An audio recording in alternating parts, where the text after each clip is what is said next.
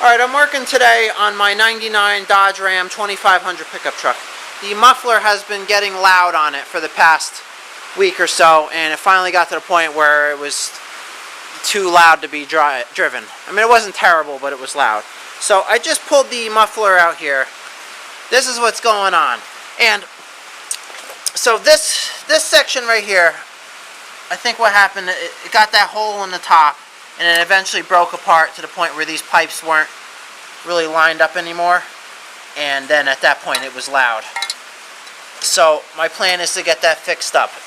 Now this happened, from rusting out, and I swear this is all stuff I put on here not that long ago. Even this muffler itself, I don't think this muffler has even been on here 2 years, and that's how it looks already. So that's kind of frustrating that these parts last such a short amount of time. And I asked at the auto parts store, hey, do you guys have like stainless steel components or something? And they're like, no, we just kind of have galvanized or whatever. So I guess that's what they sell. So let's get this put back together though, at least. Alright, so this is what I just picked up from the auto parts store to get this thing back together. So whenever you're doing any kind of plumbing, it's always nice to get like more stuff than you think you're going to need, because I kind of found like 70% of the time you end up using it anyway. So this is what I got. I got a couple band clamps. These are nice. Those are the type of clamps to get. These U-bolt ones, these kind of suck, because once you put them on, like, you can't ever get the pipes apart again because it kind of crimps the pipes together. So that's no good. Plus these always rust out really quickly. You can see these were about to break anyway, and I don't think they've been on there that long. And the pipes really need to sleeve together well to use these.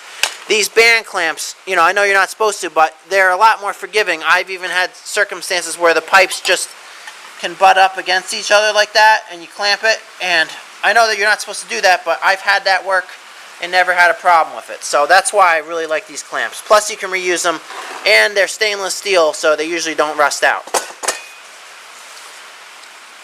Alright, so let's get this stuff installed in the truck. Alright, so this is still good, this muffler. This piece here is bad.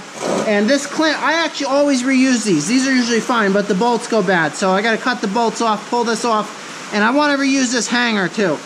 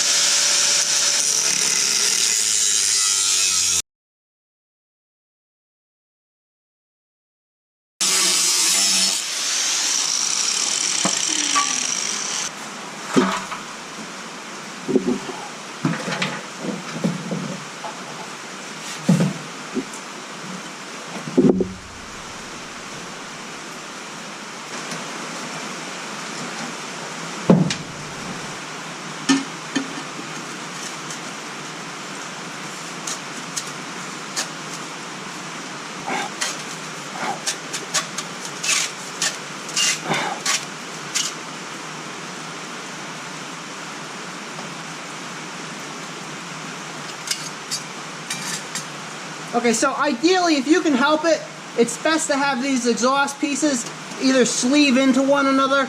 Now the problem is, this already is. This has got a piece stuck in here. But, I can maybe get it out, but, with these clamps, having them just butt up against each other is usually just fine. Not ideal, but it's good enough.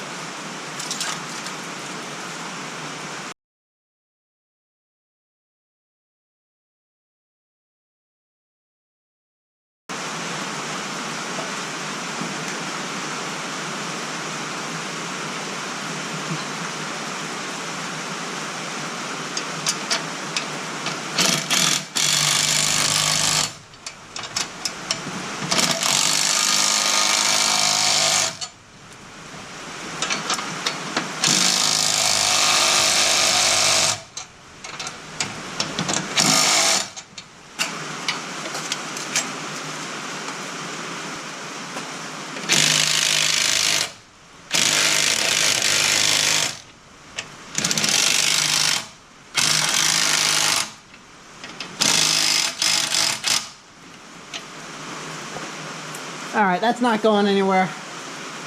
So I don't think this is going to sleeve in or over either of these sides. So let's just cut it.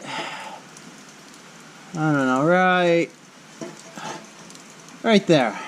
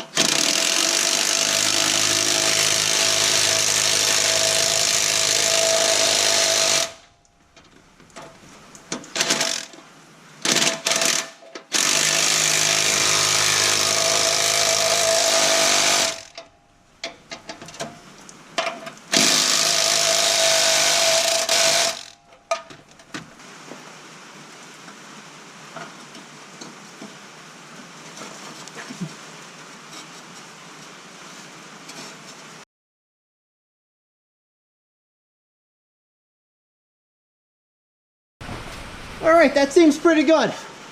That should definitely last the life of the truck, probably.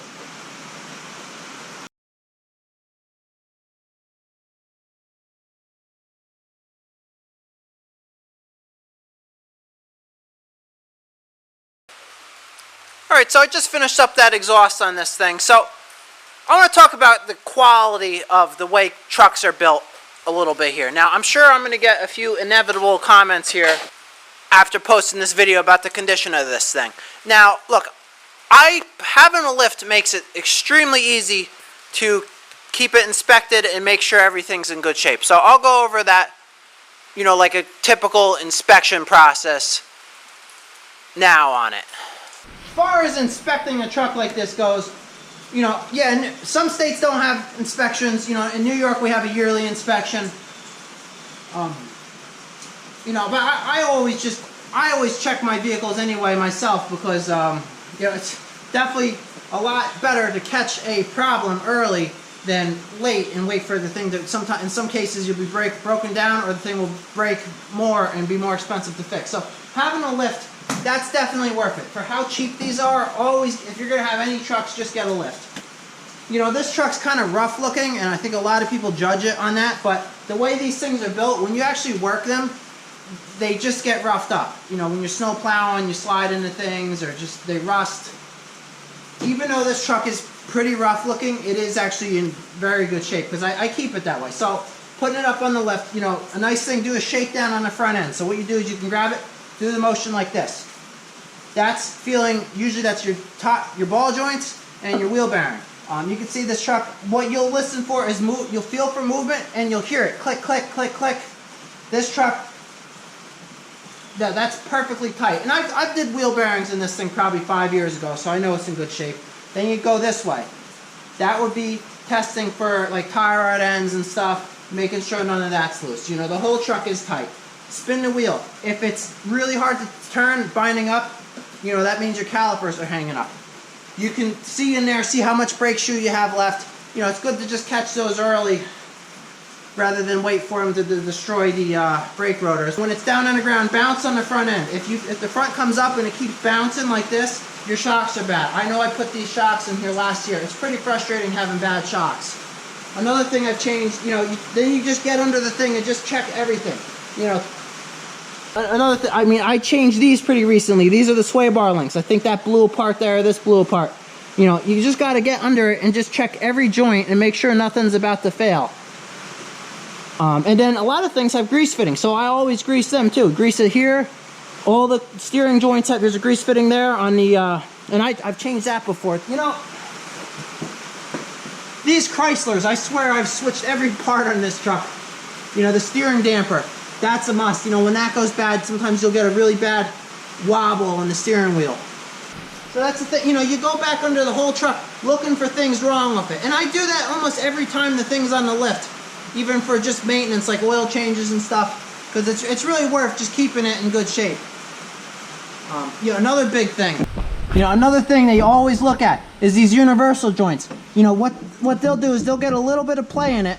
You know, this one's still tight. I think I changed this a couple years ago, and I've had these go bad and ruin the whole truck, because this could go bad and break, and then the drive shaft could come out, and then it can break the transmission or the transfer case. That's what ruined my F-250. And you know, that truck was such a lemon, and I never bothered fixing it because I had done like a bunch of major repairs in a row with it, and I was just tired of it. So yeah, keep an eye on that. Move down the whole truck, check everything. You know, this frame, it's got surface rust, but this truck is still plenty solid as far as the frame goes. You know, that's a real important part of owning a truck, is knowing how to fix it. So, you know, they are kind of fun to work on, so. And there are classes too that you can take. I took a few auto classes. I was working on my ASC or ASI, whatever it's called, certification. I took the suspension and steering, and just a few of those things. You know, I took a few of those auto classes that were so much fun. The one I took, it was at a community or a trade school, and you know, you could bring your own cars in and work on them. So it was such a fun class. It was such a fun group of people. We were all bringing in each other's cars and fixing everyone else's cars. And not only, you know, I had a Jeep Wrangler at the time. I brought that in. We did a lift kit, tires, a ton of different things to it. You know, in class on lifts, and I learned a lot there, because it was like, you know, it was like kind of my first experience using a lift like this, and I was like, man, this lift makes, because before that I had always worked on my own cars, but I would just jack them up and use jack stands. Having a lift like this is a night and day difference for working on vehicles, because most of them you're underneath it to work on it, and being able to put the thing at any height just makes it such a better work environment. On concrete, not on gravel or mud or something. Any height of the vehicle, inside, not getting rained on, your tools are right around you. Definitely worth investing in a garage space with a lift on concrete to own a truck, because it's just so much easier to keep the thing in good shape. So this really is a very nice driving truck. That's why I keep driving it. I like driving this truck. Paying like almost nothing for a vehicle and driving it for like 7 years, you're like, well, that's like a, you know, a $5 a month car payment, you know, if you like do the actual math on it. So I love that. You know, I've bought expensive vehicles in the past, and they turn to garbage just as quickly as cheap ones. Sometimes even a lot. I've had cars I've spent $13,000 on, and cars I've spent $2,000 on, and the $2,000 car will be better. So I want to talk about, I did a video a while back explaining how I think you could build a truck that would last forever. Not 20 years or this nonsense that these things are now. I mean forever. And I went over a lot of points in that video how to do it. I really don't think it'd be hard to do. I know a lot of people said, oh, the car companies don't want to do that because, you know, they want to make crappy cars because that way they keep getting to sell them. And yeah, I'm sure that's true, but you know, imagine if you had a car company and instead of advertising a bunch of stupid features that the car companies advertise now, advertise real features. Features that prove your vehicle will outlast all the competitors' vehicles. And it really wouldn't be hard to do. You know, stuff like a galvanized frame, use all stainless steel hardware on like the exhaust, all copper brake lines. You know, that's one thing I always switch out on vehicles when they go bad. Like I did all copper brake lines on this, because the steel ones are like, I cannot believe the auto companies are getting away with putting steel brake lines on cars. They rust out every time, not sometimes, every time a steel brake line will rust out. And they always fail when you step on the brakes hard in an emergency situation. It's like the worst time for it to happen. Like the brake line will be rusty, you step on the brake, the pedal goes right to the floor because it was rusty. And it usually happens when you're trying to stop hard, you know, in the rare event that you need to stop hard. So I don't know how they're getting away with that. You know, definitely always do the copper. You know, you can see them here. If I rub this off, it doesn't have that, there's no rust on this. It's copper and it will never rust. It's perfect. So that's, you know, one thing they can do right there that's easy. So I'm sure that exhaust repair will be fine on this thing. And, alright, a few other things I want to mention in this video. So I'm probably going to be replacing this truck at some point. because it is getting pretty bad in a few spots. Now I don't know what's going to kill it. The motor's getting a pretty bad oil consumption problem, which it never had. You know what I think did it was the synthetic oil. I put some synthetic in it, and it just like disappeared. I don't know. And the thing never had an issue before I put the synthetic in it. And then all of a sudden I did that once, and it just evaporated, and then it ran low on oil, and then ever since then it's had an oil consumption problem. And you know, you just got to top it off every now and then, but it's a little frustrating. You know, plus and I wouldn't mind changing the motor if I had to change the motor. It's really not hard to do. Well, it's a little hard, but you know, the frame is so rusty on this thing, it's not worth it. You know, so next time this needs another big repair like that, I'll probably just pick up another one. Plus, you can go on Craigslist and get a truck, same thing as this, much nicer shape, for in the $2,000-$3,000 range. So I'll probably just get one of those, same thing. That way my plow will fit right on it, and any accessories I have will transfer right over to the new truck. And then I have a parts truck for the new truck. So that's why I always like buying the same vehicle, you know, over and over again, if needed. Unless the vehicle was a complete piece of junk, then I'll switch to another brand. You know, before this truck I had another Dodge, and it was the same thing, but it had the diesel motor, which was a little nicer. Not a lot nicer. I think people get a little overexcited about them being diesels, but it was cool. And a tree fell on it. And this was the parts truck to fix it. I was going to cut the roof off of this and take the bed off of it and put it all on the diesel truck. But then I got this home. I bought it at an auction cheap. It said bad transmission, and the transmission worked. And I was like, you know what? I just ended up driving it. And I know I've told that story before, but... or now they sell the military surplus Humvees. And for a long time you couldn't get them, and they were expensive. Like a Humvee H1 was like 30 grand, which I kind of felt was too much. Now you can get them nice in the $10,000 range. And I was thinking about giving one of those a try. So if anyone has any actual experience with that, I'm just kind of curious how those are. Now the things I really like about them, you know, it's a military vehicle, so usually that stuff doesn't seem to rust out like this stuff does. It's usually a lot easier to work on. It's a simpler design. I like that the Humvee has independent suspension front and rear. It can probably tow about the same amount of weight.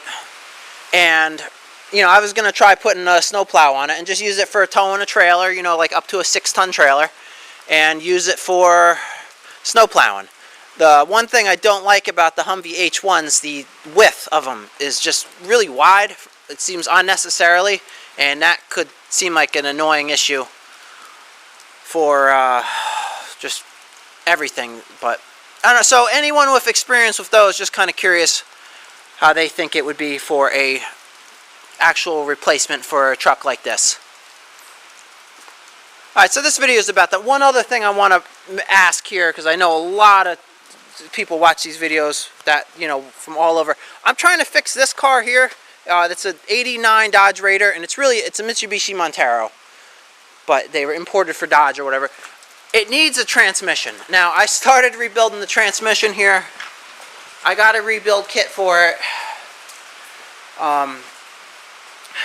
So this is where I'm at. So once I pulled, I had someone helping me, that, you know, a guy that did transmissions, and only did transmissions for 20 years, because rebuilding a manual transmission is kind of crazy. What happened, this kind of got stuck in like 2 gears at the same time, and it wouldn't shift or move. And once I got it into neutral, finally, I was able to drive around in neutral, because it wasn't actually in neutral, it was like first gear or something.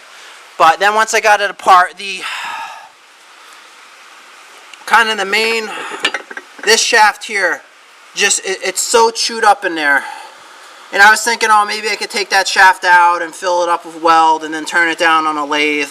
You know, that transmission guy's like, no, don't even bother, just find a new transmission for it. But it's like, you know, I don't want to spend $1,000 on a transmission for a car that's pretty rusty. So I don't know if anyone has a transmission for this car laying around, or any advice on that. That'd be interesting too. But Levi.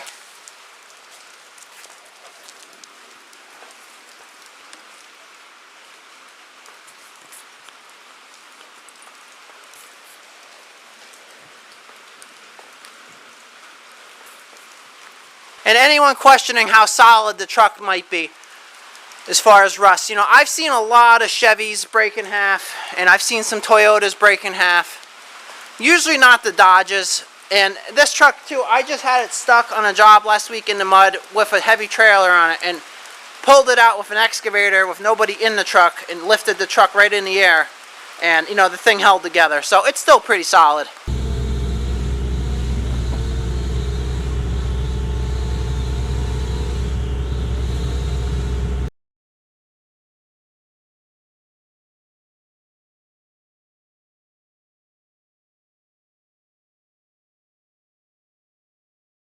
You know, that would have broken some trucks right in half. And you know, as far as these trucks rusting out, you know, I've seen a lot of those like 90s Chevys, like so many of them would just break right in the middle and rust out. Actually, another one, my friend just had a Chevy Colorado, and the thing was pretty new and beautiful looking, and the truck broke right in half, right in the middle. And it's like he still had a big loan on the truck because the thing's pretty new.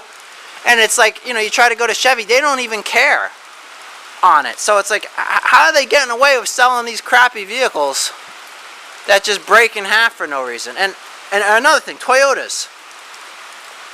You know, sometimes they can rust, but I had a few friends have Toyota Tacomas, and the things weren't even that bad.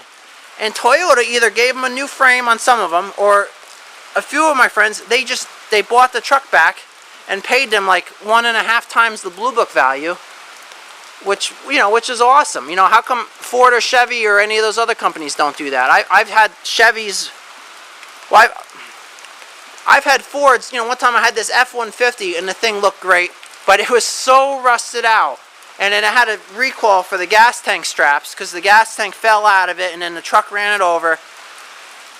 And we brought it to Ford, and we're like, all right, can you do this recall? The tank strap's rusted out. And they're like, no, the truck's too rusty. I'm like, well, dude, you have a recall on this truck. You guys should be fixing this. And they're like, no, it's not our fault. It rusted. I'm like, well, you know, Toyota bought all the trucks back that rusted. You know, and the thing wasn't that old. It was, I think it was only like a 10 or 12-year-old truck. Or 15-year-old, but they just didn't even care. So I don't know how these auto companies can get away with having these trucks all rust out like this. I think it's got a lot to do with the quality of the metal, and I think they can just blend it a little bit differently so it doesn't rust. You know, I don't think it'd be hard to galvanize it, but there's some vehicles that don't rust. For example, this Mitsubishi here. You know, this thing, it's got like 240 on it, which is decent miles, and it's an 02. But the thing, it's not even thinking about rusting. If you put this up on the lift, it's like a brand new car. And I know it's been in New York its whole life where it's getting hit with salt. So I really think it's just all to do with the mixture of the metal. So I don't think it'd be hard for auto companies to just make vehicles that don't rust. Alright, so this truck should be good to go. Hopefully I can get a whole another year's worth of snow plowing out of it pretty soon. So we'll see. So yeah, this is in here to be fixed. And hey, Levi.